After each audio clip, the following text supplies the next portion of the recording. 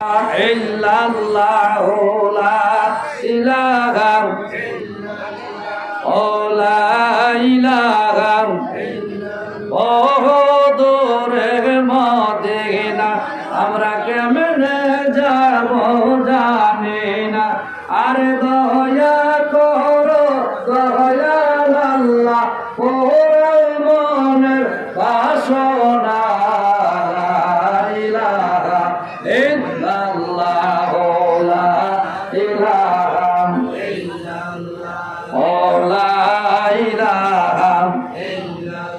বলে ইয়া রাসূলুল্লাহ ইয়া হাবিবাল্লাহ নবী গো আপনি আমারে কালিমা পড়ায়া মুসলমান বানায় দেন। জোরে বলুন সুবহানাল্লাহ, আর একটু জোরে বলুন সুবহানাল্লাহ।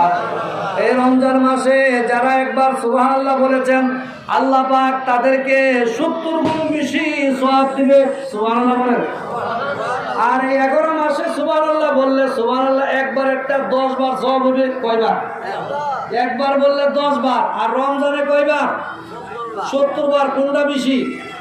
রমজানেরটাই বেশি। রমজানের যত ইবাদত করবেন ততই আল্লাহ পাকের কাছে বেশি সওয়াব হবে, বেশি গৃহীত হবে। দূরে দূরে কন্যা সুবহানাল্লাহ।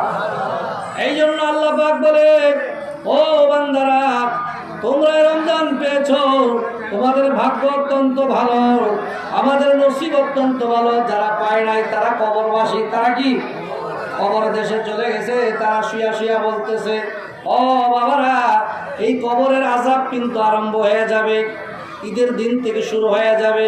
তোমরা তো ঈদের দিনে আনন্দ করবে, খুশি হবে, আর আমরা কিন্তু কবরের মধ্যে কষ্ট করব।